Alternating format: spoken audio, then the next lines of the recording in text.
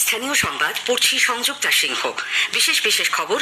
রাজভবনে police এবং মন্ত্রী চন্দ্রিমা ভট্টাচার্যের প্রবেশে নিষেধাজ্ঞা জারি করেছেন রাজ্যপাল সিভি আনন্দ বোস। নির্বাচনী প্রচারে প্রবীণ বিজেপি নেতা প্রধানমন্ত্রী নরেন্দ্র মোদী আজ রাজ্যে 3টি জনসভা করবেন। গত রাতেই কলকাতায় পৌঁছন তিনি। পঞ্চম দফার লোকসভা নির্বাচনে মনোনয়নপত্র পেশের সময়সীমা আজ শেষ হচ্ছে। রাজ্যে এবছরের হাই মাদ্রাসা আলিম ও ফাজিল পরীক্ষার ফল বেরোবে আজ। তাপপ্রবাহ থেকে রেহাই মিললেও ঘর্মাক্ত গরমে নাজেহাল কলকাতা সহ রাজ্যের বিভিন্ন এলাকার মানুষ। আসছি বিস্তারিত খবরে। রাজভবনে পুলিশ এবং মন্ত্রী চন্দ্রিমা ভট্টাচার্যের প্রবেশে নিষেধাজ্ঞা জারি করেছেন রাজ্যপাল সিভি আনন্দ বোস। গতরাতে রাজভবনের তরফে বিবৃতি দিয়ে জানানো হয়েছে, রাজ্যের অর্থমন্ত্রী চন্দ্রিমা ভট্টাচার্য তার নিয়োগকর্তা রাজ্যপাল সম্পর্কে আপত্তিকর মন্তব্য করেছেন, যা সংবিধান বিরোধী। সেই কারণে কলকাতা, ব্যারাকপুর এবং দার্জিলিংয়ের রাজভবনে শ্রীমতী ভট্টাচার্য প্রবেশ করতে পারবেন না। চন্দ্রিমার বিরুদ্ধে আইনি পদক্ষেপ করার জন্য অ্যাটর্নি জেনারেলের সঙ্গে রাজভবনের পক্ষ থেকে যোগাযোগ করা হয়েছে। অন্যদিকে রাজ্যপালের বিরুদ্ধে আজ কলকাতায় তৃণমূল মহিলা কংগ্রেস মিছিল করবে বলে জানিয়েছেন চন্দ্রিমা ভট্টাচার্য। রাতে এক্স হ্যান্ডেলে রাজ্যপাল লেখেন, সত্যের জয় হবেই।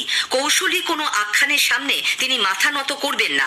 তাকে বদনাম করে কেউ যদি ভোটের ফায়দা তুলতে চায়, ঈশ্বর তাদের মঙ্গল করুন। বাংলায় দুর্নীতি এবং হিংসার বিরুদ্ধে তার লড়াই অব্যাহত থাকবে বলেও স্পষ্ট জানিয়েছেন আনন্দ বোস। উল্লেখ্য, রাজ্যপালের বিরুদ্ধে রাজভবনের এক অস্থায়ী মহিলা কর্মীর শ্লীলতাহানির অভিযোগকে কেন্দ্র করে গত সন্ধ্যায় তোলপাড় শুরু হয়। কলকাতা পুলিশের ডিসি সেন্ট্রাল ইন্দিরা মুখোপাধ্যায় সাংবাদিকদের বলেন, প্রথমে রাজভবনের আউটপোস্টে গিয়ে অভিযোগ জানান মহিলা, তারপর তাকে হেয়ার স্ট্রিট থানায় নিয়ে যাওয়া হয়।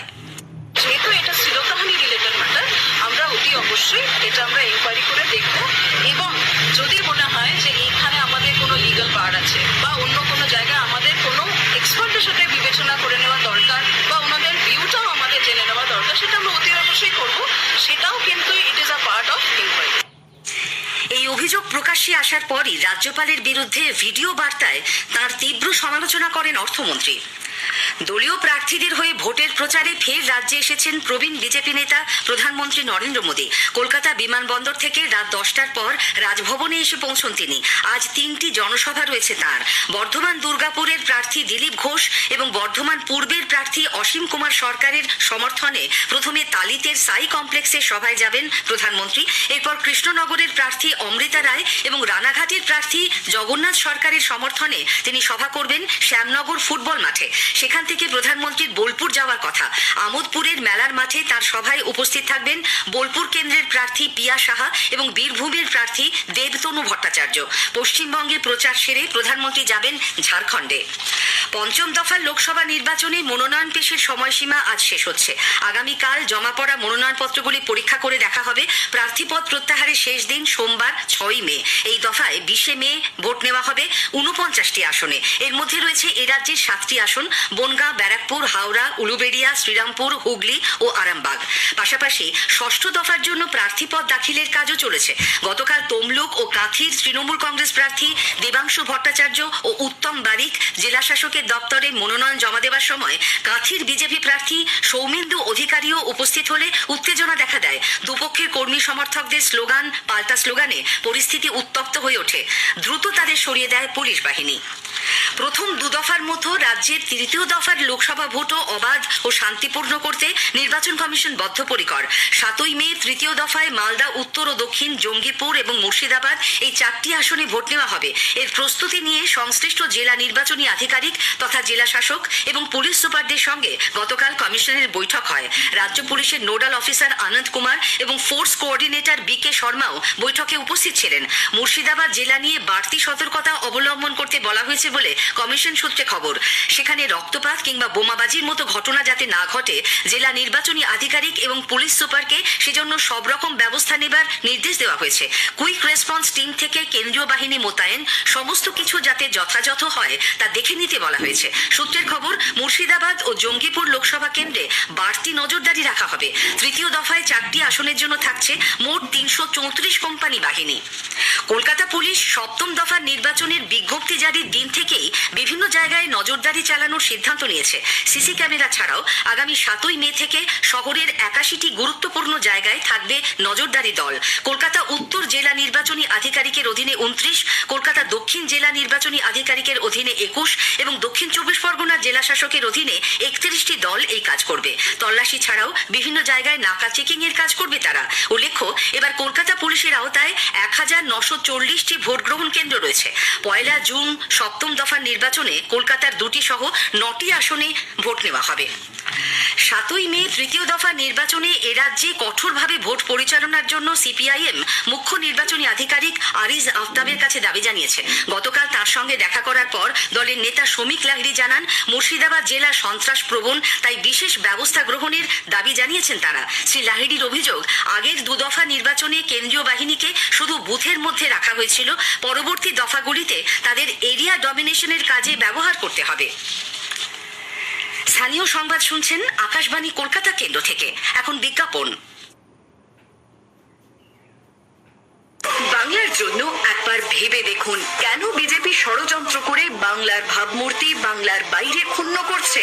কারণটা স্পষ্ট, বিজেপি হলো বাংলা বিরোধী। তাই এই নির্বাচনে তৃণমূল কংগ্রেসের প্রার্থীদের জোড়া ফুল চিহ্নে ভোট দিয়ে বাংলাকে জয়ী করুন।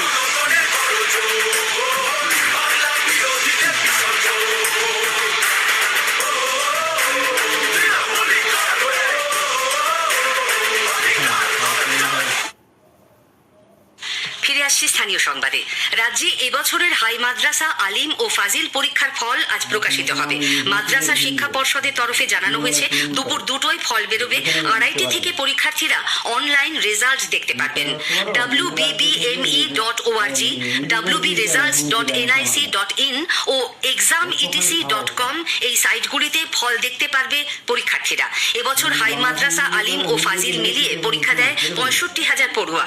পরীক্ষা শুরু হয়েছিল 1 ফেব্রুয়ারি, শেষ হয় 17 ফেব্রুয়ারি। মাধ্যমিক পরীক্ষায় পাশ করলেও মনের মতো নম্বর না পেয়ে পূর্ব বর্ধমানের কাটোয়ার এক ছাত্রী আত্মঘাতী হয়েছে। গতকাল ফল বেরোনোর পর পৌলমী ঘোষ নামে কাটোয়ার ডিডিসি গার্লস স্কুলের ওই ছাত্রীকে বাড়িতে ঝুলন্ত অবস্থায় পাওয়া যায়।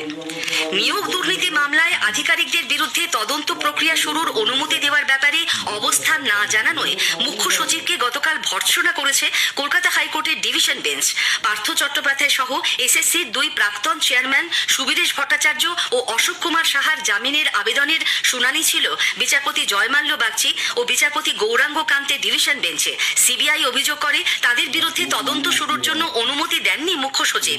এর আগে 3বার সুযোগ দেওয়া সত্ত্বেও রাজ্য সরকার অবস্থান না জানানোয় অসন্তোষ প্রকাশ করে ডিভিশন বেঞ্চ। রাজ্যের অ্যাডভোকেট জেনারেল কিশোর দত্ত আরও 7 সপ্তাহ সময় চান। ডিভিশন বেঞ্চ মুখ্য সচিবের ভূমিকায় ক্ষোভ প্রকাশ করে জানায়, পার্থ চট্টোপাধ্যায়ের ক্ষমতা এজলাসে বসেই টের পাওয়া যাচ্ছে। তিনি এতটাই প্রভাবশালী যে তার বিরুদ্ধে তদন্তের অনুমোদন দিতে মুখ্য সচিবের কলম সরছে না। পশ্চিমবঙ্গে প্রতিটি সরকারি দপ্তরে চাকরি বিক্রির অভিযোগ উঠেছে বলে বিজেপির রাজ্যসভা সাংসদ শ্রমিক ভট্টাচার্য মন্তব্য করেছেন। গতকাল মালদায় দলের জেলা কার্যালয়ে সাংবাদিক বৈঠক করে তিনি বলেন, শিক্ষাক্ষেত্রে দুর্নীতির কথা তৃণমূল কংগ্রেস আগে থেকেই জানত বলে দলের প্রাক্তন মুখপাত্র কুণাল ঘোষ যে মন্তব্য করেছেন তার দায় দলনেত্রীকে নিতে হবে। পশ্চিমবঙ্গের একটা স্কুল পাঠ্য ভালো করে জানে যে তৃণমূল কংগ্রেস কোটা হিসাব করে কুচবিহার থেকে কলকাতা পর্যন্ত চাকরি বিক্রি করেছে 40,000 চাকরি। আর শুধু স্কুলের চাকরি নয়, এমন কোন সরকারি ডিপার্টমেন্ট নেই যেখানে চাকরি বিক্রি নিয়ে কোনো মানুষ কোনো অভিযোগ করেননি। প্রত্যেক ক্ষেত্রে চাকরি বিক্রি হয়েছে। তিনি যখন জানতেন, এর উত্তর এখন তৃণমূল কংগ্রেসকে দিতে হবে, কারণ এই কুণাল ঘোষ ধারাবাহিকভাবে সে তৃণমূল কংগ্রেসকে ডিফেন্ড করেছে, তৃণমূল কংগ্রেসের হয়ে আক্রমণাত্মক হয়েছে। আজকে যদি সেই কুণাল ঘোষ এই কথা বলে, তাহলে এর দায়িত্ব নিতে হবে তৃণমূল কংগ্রেসকে, উত্তর দিতে হবে মুখ্যমন্ত্রী মমতা বন্দ্যোপাধ্যায়কে।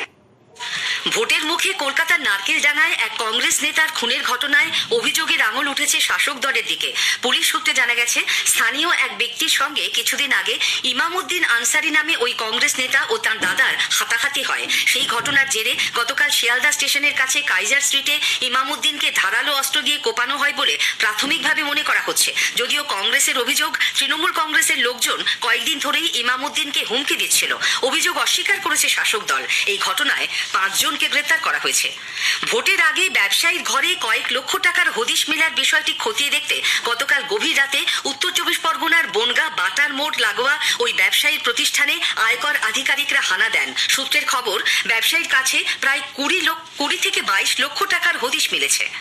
তাপপ্রবাহ থেকে রেহাই মিললেও ঘর্মাক্ত গরমে নাজেহাল কলকাতা সহ রাজ্যের বিভিন্ন এলাকার মানুষ। আজ মহানগরীর সর্বনিম্ন তাপমাত্রা 29.5 ডিগ্রি সেলসিয়াস, স্বাভাবিকের চেয়ে 3 ডিগ্রি বেশি। গতকাল সর্বোচ্চ তাপমাত্রাও ছিল 39.2 ডিগ্রি সেলসিয়াস, স্বাভাবিকের প্রায় 4 ডিগ্রি ওপরে।